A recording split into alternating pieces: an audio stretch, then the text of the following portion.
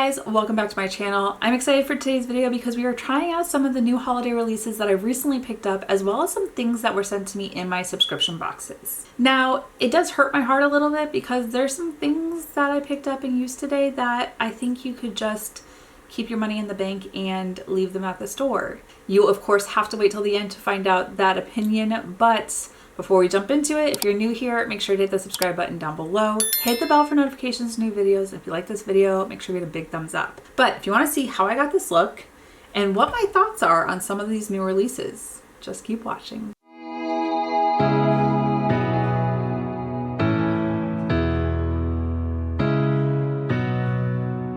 Okay, you guys, I wanted to play around with some of the makeup I have that I recently picked up. A couple of them are holiday releases, like the Charlotte Tilbury palette. I do have the Patrick Ta and Barbie. I also have the Westman Atelier, but because the Patrick Ta and Barbie is blush, I figured I would save these for later. So look forward to that in a future video. But then I also have a couple other things that are lingering on my desk. Now, I saw the release of Charlotte Tilbury's holiday palette release. I looked at it and I was like, ooh, I really like that.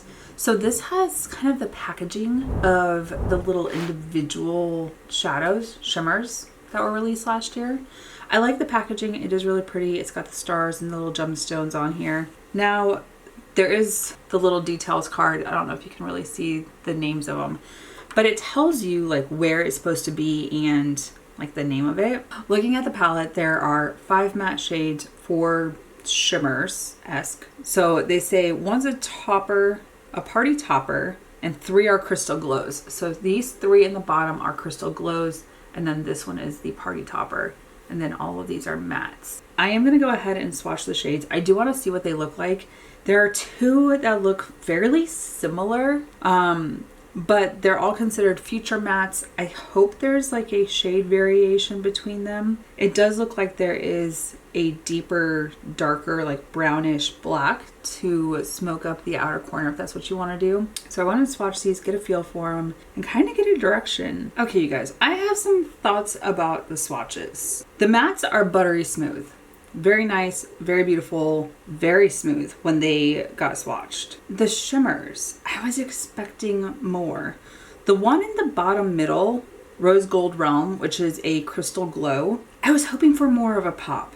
It's more of a matte shade with a sprinkle of glitter. Granted, the Pillow Talk Beautyverse Party Topper, that one is very glitzy and shimmery, but I don't think it really translated on camera.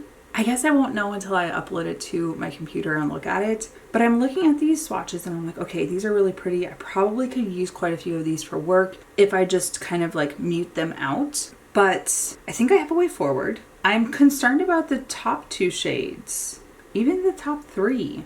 They're very similar in shade. So one's a futuristic pink, one's cyber rose, and supernova smolder are the names of them. They look very close in shade. Granted, supernova smolder kind of looks a little more on the pinky brown side than pink, whereas the other 2 are pinky mauves. I guess we'll see when we go and use them and see which ones I want to play around with. Okay, you guys, I think I know which way I want to go. I'm going to go into the shade Futuristic Pink. This one isn't as pink as the one in the middle, which is Cyber Rose. The Futuristic Pink, looks like it might be a little more mauve-y toned. So I'm going to pick this up on my fluffy crease brush and place it into the crease in the outer V.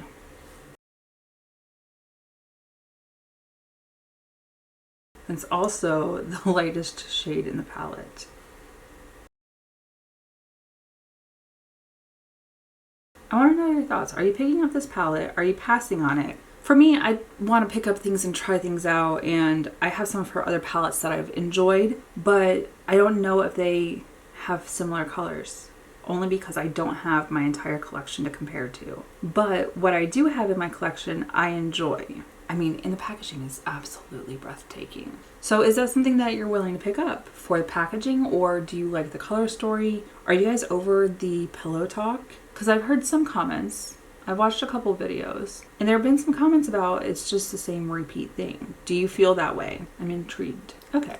So we've got a good start. It is building, it is pretty. I might go a little toned down if I wanted to use this for work. And then I'm gonna go into Supernova Smolder. This one has more of like the brown tones to it. So I am gonna pick this up on my fluffy crease brush, place it a little bit lower in the crease, and see what we can do. These also feel like a cream to powder formula, which I love. I also noticed that kind of formulation in the Natasha Denona palettes that I like. Why does this look very similar? It feels like it's the same shade.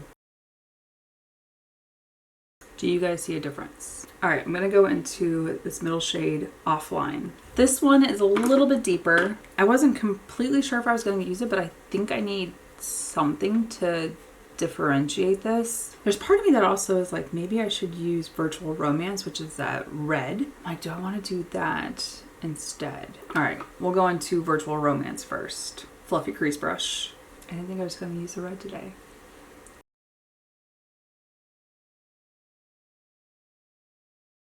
It is deeper. There's like a weird fuzzy in my crease. All right, now I'm gonna go into the shade Offline. This one I'm gonna pick up on my pencil brush. Get a little bit more precise in there. I like how it's deepened it up a little bit. I'm not sure how I feel about this color story. I wanna know your thoughts. Are you picking this palette up? Are you passing on it? I'm kind of feeling underwhelmed, and I love some of the palettes that I've picked up from Charlotte Tilbury in the past. Let me know your thoughts. All right, into the shade Digital Pink. And I wasn't gonna go with this shade, but because I already used the burgundy, I wanna use this one. I'm gonna place it right here in the center. All right, I'm gonna use the shade Pillow Talk. This is the Beautyverse Party Topper. I'm gonna pick this up on my ring finger and just blend it in with this. Kind of change the tone of this a little bit lighter. And then I do also have my silicone brush. I want to see how it performs when I pick it up on the silicone brush and place it. Just kind of filled in the gaps. Okay, you guys, I've already primed my face, and I do have the Purlisse Sheer Glow Strawberry Vitamin C Tinted Moisturizer. This wasn't a holiday release. This was something I received in one of my subscription boxes. So I figured we would try it out today, something a little bit lighter than what I'm normally using. And I have mine in shade Medium. I am not self-tanned right now, so I don't know if this is gonna be the right shade. We will try. It's a tinted moisturizer, so sometimes it gets a little bit more toned down. So we'll try it on one side for right now, see how far it goes, and move on from there. Anything I didn't show on camera or didn't discuss will be linked down below. Okay, for those like no makeup days when you just want to kind of even your skin out, this is what I would use that for. It's not a bad match. My neck gets a little bit lighter, but I might be able to build it if I needed to, but we'll see, especially because I tend to have redness. I have been using a skin tool in my nighttime routine that has been helping tone down the redness that I usually have. So if you've noticed that it's like dissipating a little bit, like right now my skin's probably a little aggravated because I immediately washed my makeup off and then went into doing makeup, but my redness hasn't been as pronounced because of that tool. I will probably be doing a video about that here in the future because they sent it to me to try. I'm really enjoying it. But redness is definitely something I've suffered from. And I never would have been like, oh, let me go ahead and do a tinted moisturizer if my redness wasn't so pronounced like it used to be. Like as a kid, tinted moisturizers were not the thing. Not for me because I had acne prone skin, lots of redness. I'm liking how my skin looks right now. And in the winter here, I'm gonna need the moisturize. Or the moisture, the hydration. Okay, that evened out my skin tone. Nice. I do have some other products that are not new. I'm gonna go use those, set my face, I'll come back so we can continue on. Okay, you guys, now we need to go ahead and finish off the eye look. I did keep the rest of my products pretty subdued. I do have contour, bronzer, concealer on, but I didn't want it to be too heavy knowing that I had a tinted moisturizer on. Granted, this eye look is fairly bold for being subdued face products. It's fine. Sometimes the eyes can just be the focus, although the blush might distract as well. So we'll see. To go in and finish this, I'm gonna go into Futuristic Pink. This is gonna go the entire length underneath the eye. I'm just patting it into place underneath and then going back and forth to kind of blend it out a little bit. I don't want it too intense since the base products are not.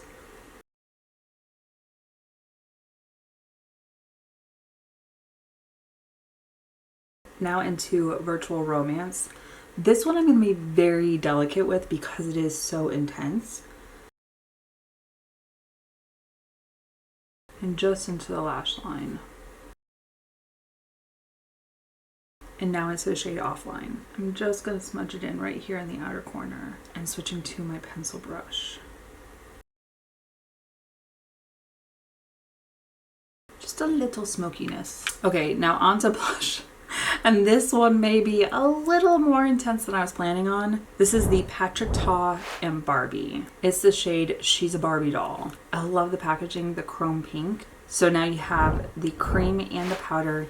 You have the imprint of Barbie on here. Now with this, you do the powder first, then the cream on top. I'm gonna go in slightly. I'm gonna see if we can build. Just tapped in slightly. It may not even be the right color story for this, because I do also know that even though I put the powder on and it can be very subdued, once I go to put the cream on, it can intensify. It is building very nicely, but I don't want it to be like too intense for a tinted moisturizer. All right, let's do this side. All right, now that we've got the powder built up, all right, now into the cream, which is under the little plastic protective barrier so the powder doesn't get into the cream. I'm gonna dip into this ever so slightly because it can intensify with the cream. But I do like that it gives it the sheen on top.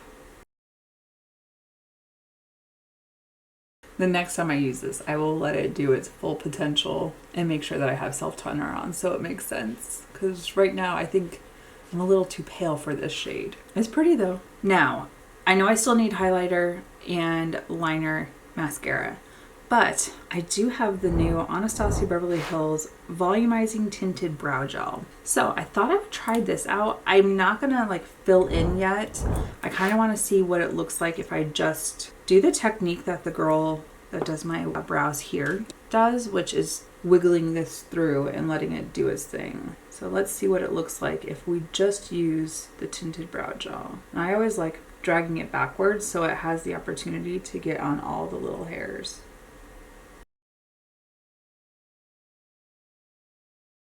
Okay, not bad. It did give it some like personality compared to these that are just kind of like flat and like not having it. But I do see some areas where, because of my brows the way they are, I am gonna have to fill them in with a pencil, which is fine. It's all fine. But I have been liking fluffy brows, vice like slick down, flat, narrow brows. All right, let me go fill in my brows, liner, mascara. I'll come back because we do still have the lip gloss. Okay, you guys, lip liner is on and the only thing we have left is the Patrick Ta x Barbie lip gloss. This is the Major Volume Plumping Gloss in Malibu Dream House. It is so pretty. It's got the little Barbie emblem on here. I'm excited. I did use my, what is it, Huda Beauty Lip Contour in Peaky Brown.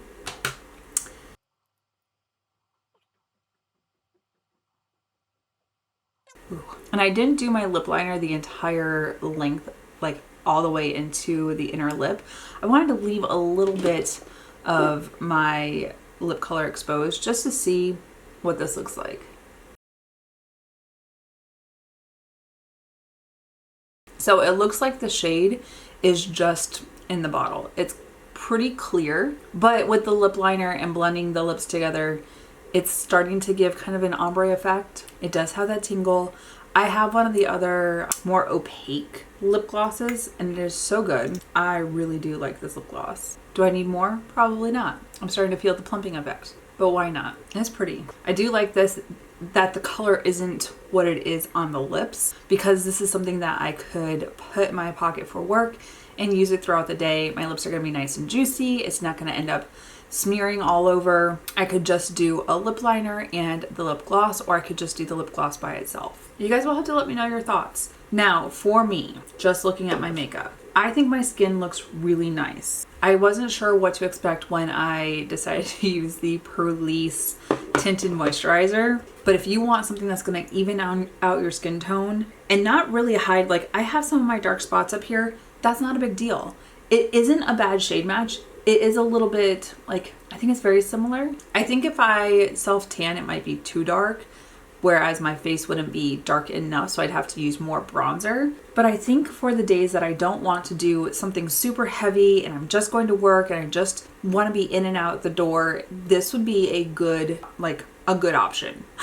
I don't know that this blush, when I'm doing a minimal makeup type of day, is gonna be that girl, because she's bold. It took a little bit to just kind of like build it slightly and not let it get too intense. This color story will be gorgeous when I have a self tanner on, a different foundation. I think I was able to keep it pretty subdued for today. I think the boldest part is obviously my eyes, which did get pretty intense, but I do like this blush. It is really pretty. I think that on a different makeup day, this will get a little bit more intense, a little bit bolder, which I'm not mad at. The brows, I'll continue to use this. I do like it after I filled it in. I did have to do some finessing because I obviously already did my base products and it did catch on to some of my like finer hairs around my eyes. So I just had to reshape a little bit. Not a big deal. It's just how I choose to do my brows, and I do them at the end, vice at the beginning, like some people do.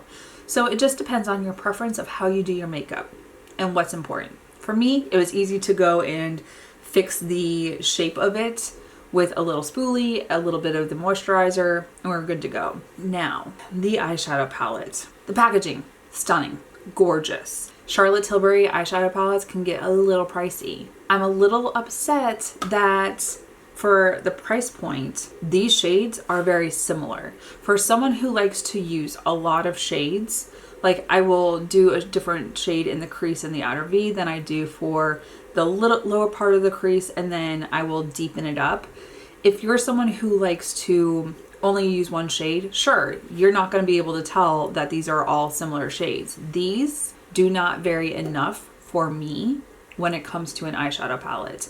I like having options, but when they are all very similar tones and only a slight change because of brownie pink or mauvey pink or rose pink, but then you blend them out and they literally look like the same color and it doesn't look like you changed your shadow at all. That to me, those 30 shades, 2 of them could have been different. 1 of them could have been different just to change it up.